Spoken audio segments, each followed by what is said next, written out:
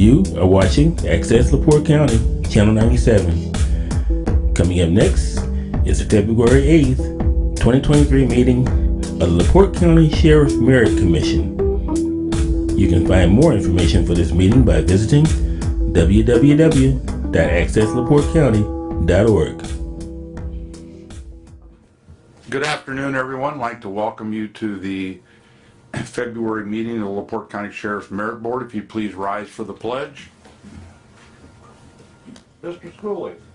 Pledge allegiance to the flag of the United States of America and to the republic for which it stands, one nation, under God, indivisible, with liberty and justice for all. Thank you. Has everyone received a copy of the minutes from last month? Are there any corrections? Hearing none, may I have a motion to approve? Have a motion to have a second. Motion second. Any questions? All in favor signify by aye. Opposed, same. Good morning, Sheriff, and welcome back. Good morning. Thank you. I apologize for the delay in getting the agenda out, but I was on a quick trip and much needed quick trip, but it was good. Thank you. Good. The big question was, were you around last Saturday, or were you able to see the route in Bloomington? Oh, yes, I kept tabs on that while why I was overseas, and that was very nice to see that. That was a very nice win. I was wondering what our former sheriff is doing. So we had to probably send a couple guys out to check his welfare. A wellness check. There. Good idea. Yeah. Thank you for doing that. You bet. Before we get started this morning, can I just ask for a moment of silence? Yesterday we learned the passing of former Center Township Fire Chief Mike Turner. He was a longtime volunteer firefighter of the Center Township Fire Department and staunch supporter of the Sheriff's Office and the deputy. So if we can just have a moment for Mike, please.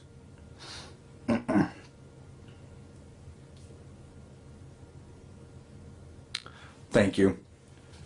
Before we get on with the agenda, we do have a promotional approval request form that we'll go ahead and take care of first, if that's all right with you. Okay. It says, to the Sheriff's Merit Board, whereas applicant Joseph A. Walker, a member of the department eligible for the promotion to the rank of probationary patrolman, except as noted in waiver request Form G, if any, attached, has been found to have made the highest grade in written examination, years of service grade, and service rating grade total as per reported on the LaPorte County Sheriff's Department eligibility list published by the Sheriff's Merit Board. In my opinion, he appears to have all the necessary attributes to properly discharge his duties in the rank sought. I hereby respectfully request the approval of the board for his promotion to that rank on February 6, 2023.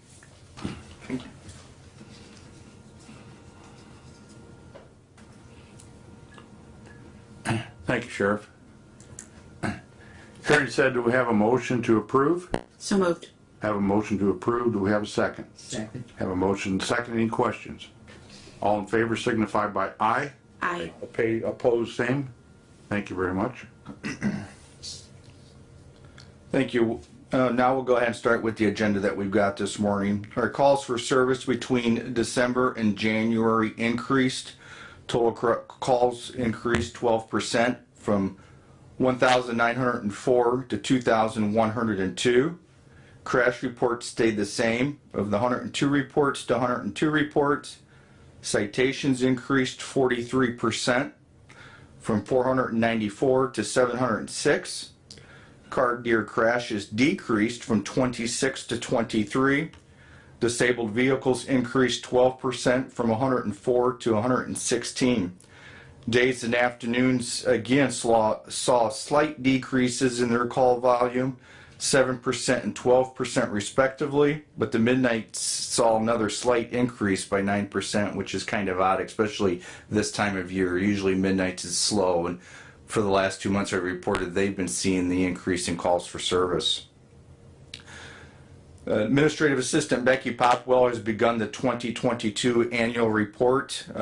Information shows that calls for service for 2022 is down 14% compared to 2021. This is partly due because we've been down on manpower. We don't have a lot of that self-initiated activities such as traffic stops and everything else because the guys, we're just been so short-handed and short-staffed that we don't have the extra guys out there making the traffic stop. So we're down. It may seem significant. I think it's about 4,500 calls total, but a lot of that's explained just by being down on the manpower that we are. Deputy Disbrow and Sanchez continue with their FTO. It is being reported that they are doing quite well, and we're extremely pleased with their progress.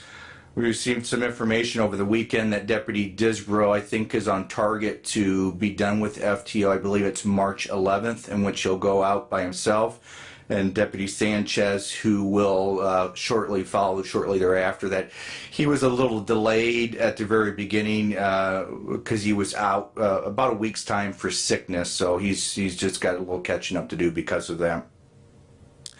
Deputies Velazquez and Buford are now in their 14th week of training at the South Bend Regional Training Academy. Again, both of them are doing quite well and learning a lot. They are expected to graduate on Friday, February 24th. I believe Captain Allen and maybe possibly Major Cicero was going to go over to that. If any of you are interested with that, please reach out to them. I will not be able to attend that as I'll be in Indianapolis that day. Deputy Jeff Laneski continues with his FTO and is progressing very well. His FTOs obviously comment regularly about his wealth of knowledge and experience with his 20 plus years at the Michigan City Police Department. I think the only issue that he is struggling with is his location and orientation, and that's typical for any new officer coming into the sheriff's office.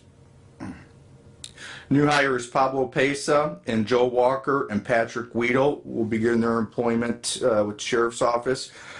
Joe Walker has begun his with obviously the approval of the February 6th date. Pablo Pesa is projected to start with the sheriff's office on February 20th, and Patrick Weedle will be given a start date once we can confirm an academy class for him, which we're working on now. We've got something in the works that I'll fill you guys in here and after the meeting in regards to him. Deputy Mike Walker has come in last week and announced that he is retiring from the sheriff's office. He's got 22 years of service with the sheriff's office. We wish him well. There was some health issues there that I think he realized. We don't have an exact date of when his final date is. Captain Smythe is working on getting that information to me because he's already beginning to vacation out. So we expect one of his last dates to be somewhere at the beginning of March with the sheriff's office. With that, we've begun a new hiring process with applications being due on Friday, February 10th. With the retirement of Deputy Mike Walker, we have 3 remaining positions to fill now. So we were making some progress. Now we got a little catching up to do. But I know Chief Ott has been really pushing this work forward quickly, which we appreciate. I know the last process, boy, that was a whirlwind of a process. I think from start to finish, we did it all in just about a month's time, and I think he's looking to do that again this time. So we've been advised by EB4 that our vehicles that were ordered last year are hopefully going to come in this month. We received an email from Bob Parks over the weekend as well that hopefully maybe we can actually start receiving some of these vehicles by the end of next week. So it's obviously a long time coming. I know Major Cicero and Chief Mechanic Bob Parks are already starting to work on for vehicle orders this year. So it's just we've been seeing it for about the last 4 or 5 years. We're ordering vehicles before we got the previous vehicles delivered to us. So it's just the name of the game that we're having to do. So just want to give a quick project on the flood update. It's slow going, although Chief Ott has been the liaison with the building maintenance and the commissioners. I don't know if he can provide maybe us a quick update, not to put you on the spot, but Sure. come up, give a quick update. So they are meeting regularly every, I think they meet on Thursdays with the process right now, there's not a lot of involvement with us, I can tell you. From our standpoint, it seems like we're going nowhere. And that's not a slam on anybody, it's just a process. There's insurance settlements, there's inspections that have to be done. So that's kind of where they're at right now. I will tell you, like, we are, our gym that we have downstairs for our staff is part of this, it's victim to this flood, I guess we'll call it. So it's been shut down, and we're working on some things with the commissioners with that, but just tomorrow I'll actually learn. I think they're going to start down there where it's going to be shut down, where they're going to start moving out the equipment and get that process going, and everything's really kind of hinging off of everybody else's. It's a long process, you can tell. So right now I don't have a lot. They are going to start working in our admin area potentially in the next week or so. Again, I'll learn more tomorrow, but slow process. But I think at the end of the day, it is promising, because they're talking about not piecing it together. When you have something like this happen, they're looking at the rebuild and doing it in a nice fashion. So when we're done, we'll have a professional setting so we can conduct business. So that's refreshing to hear. As I learn more, I'll keep you posted. Yeah, I'm just kind of surprised to come in the side entrance today and see that there's still humidifiers running, or dehumidifiers, I'm sorry. Dehumidifiers, yeah. You know, I'll stand down to professionals on that one. It seems a little weird to me, but nonetheless, they have it there for a reason. They are doing regular checks on that to ensure that the moisture's out, so we're not going to end up in a a hazard type setting. So they've been very cognizant of that, and it's good for our employees. So we'll see how that goes. Yeah, I would rather err on the side of caution myself and have those dehumidifiers there longer than not. So, yeah. The Indiana Sheriff's Association has begun to elicit applications for their yearly scholarships for $750. We have applications available to any and all interested parties. They must seek a career in the criminal justice field as a requirement to that. I know the Sheriff's Association and us have forwarded those to our school resource officers for any high school student who may be interested in those. We held our annual holiday party / awards banquet on January 21st. It was a wonderful evening with approximately 180 in attendance. We handed out 12 life-saving awards and 5 beyond the expected awards. I'd like to thank First Source Bank and for you members of the commission who showed up for that evening for once again sponsoring the Beyond Expected Awards. Thank you. I do have one letter of commendation that I received. It was an email from a lady who wanted to express her gratitude to Deputy Marvin McCoy. Dear Sheriff Heeg, my husband and I had a flat tire on I-94 on Saturday night, January 21st, 2023, on our way home from Michigan to Chicago. We carefully exited the highway at exit 40 near Michigan City. Shortly after we pulled off the shoulder, Deputy McCoy saw our vehicle and come to see if there was anything he could do. He guided us with his wise advice and stayed with us until the service truck came. We were back on the road within an hour. We were very impressed with Deputy McCoy's patience and attention to our situation. We wanted to let you, his supervisors, know what a tremendous job he did helping us out. Thank you, Arona Lichman. And I have responded back to her and acknowledged the receipt of that. That was very nice that she took the time to reach out to us for that. Attached, you'll find the Detective Bureau jail reports and a new report that Major Cicero has started to put together with courthouse security, some of the stats that they do throughout the month. And as a reminder, we have a pension board meeting following today's meeting, and our next meeting will be March 8th at 9 a.m. That's all I've got this morning.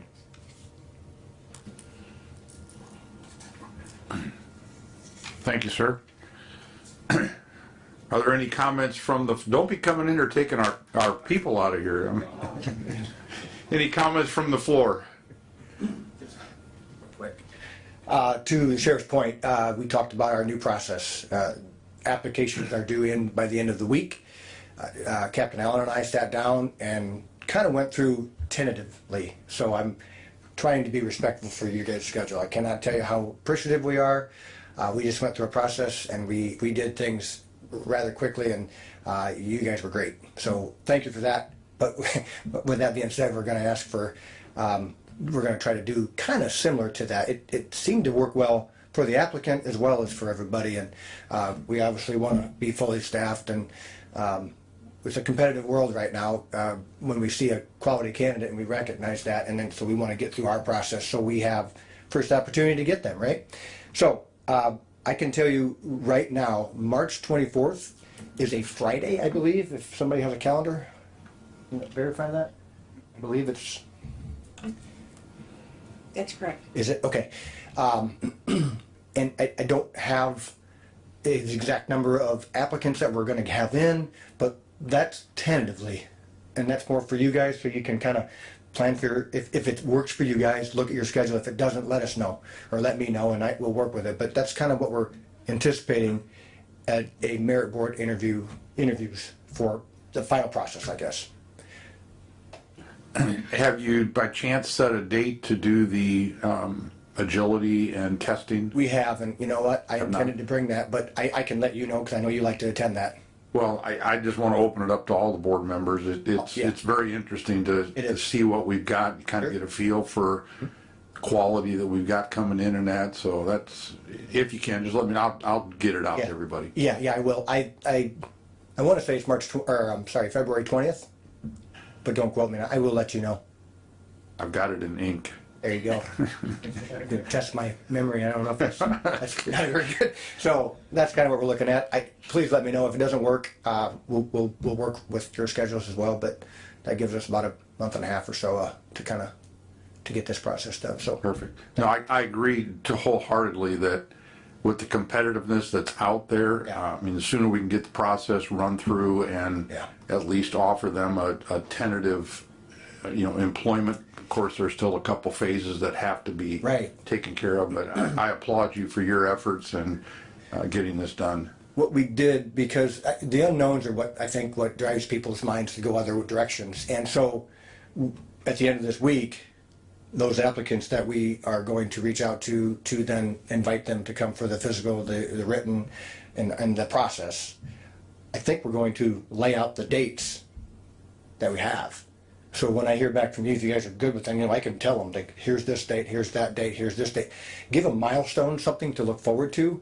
Because listening to our applicants, they say, well, I got, I'm in another process with another agency, and many times I'm waiting to hear back, which leaves the mind sometimes to go other ways. So if we can give them things like hard dates for our process, I think it maybe will attract them or keep them interested in the process while we're going through it.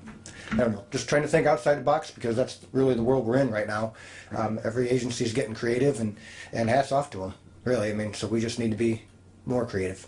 Well, again, the last time that we had the class, the fact that on the one day you did the physical agility, you did the written test, the tests were graded, and then those who passed that, I think most of them, if not all of them, did the VSAs that day. Yes. And it really kept, and I think that type of effort by the department shows these guys that we're, again, gals, that we're sincere about what we're trying to do. So thank you. Yes. Yep. Thank you. And we're seeing that not just, obviously with us, but for example, South Bend Police Department, they're bringing them in first thing in the morning, doing physical agility. They're doing the written testing. They're doing the VSAs. They're doing interviews, and they're doing a bunch of other steps all in one day. And they're even providing these candidates lunch for the day. So that's how fast they're trying to go through this process as well. So although we're not quite to that extreme, we're definitely trying to ramp it up a little bit ourselves. Thank you. Any other comments from the floor?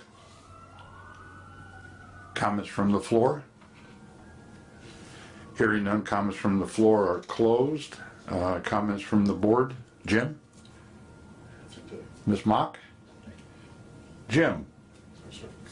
Laura? I have one question. So regarding citations, the increase, pretty large increase, what do you attribute that to? The weather has been a little bit nicer, and not only that, our officers are working extra, like DUI and task force grants, seatbelt enforcement grants, just different grants that they're working this time of year. So that's what that's contributed to. Yep. Thank you.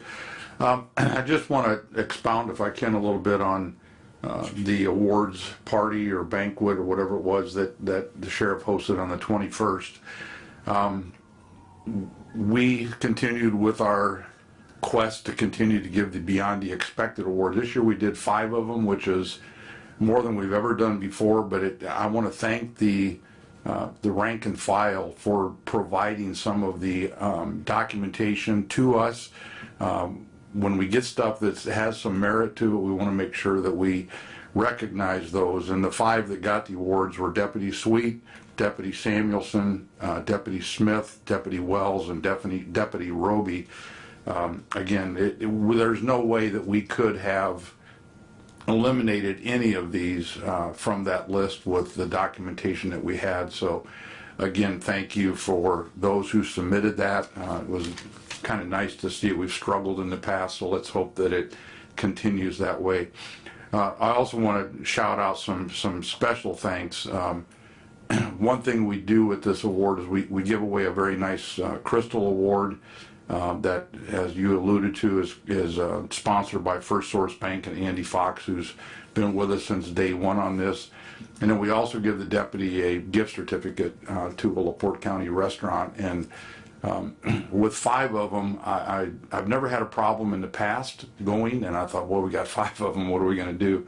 But I shouldn't say hit, I approached management or ownership of some restaurants, and not one restaurant said anything or questioned it in any way. In fact, one of them said, how many do you need? So I want to give a special recognition and thank you to Leeds Public House, Galveston Steakhouse, Fiddlehead Restaurant, and Patrick's Grill. All of those 4 are in Michigan City. And again, they were just anxious to step forward, which I think speaks volumes of this department. You know, we say this all the time about the respect that LaPorte County Sheriff's Department has, and this just is an example of making life easy on us, trying to get something to recognize their special efforts. And so I want to thank those individual. Can I have one comment? Yes, ma'am, go right ahead. I just want to add one thing to that is that we will accept nominations at any time throughout the year. It's not something to wait to the end of the year. Do it as they come in, and it can be, like Jim said, rank and file. Anybody can make a recommendation for the Beyond the Expected award. Thank you, Laura. Are there any other comments or questions? No? May I have a motion to adjourn? So moved. I have a motion. Do I have a second? Second.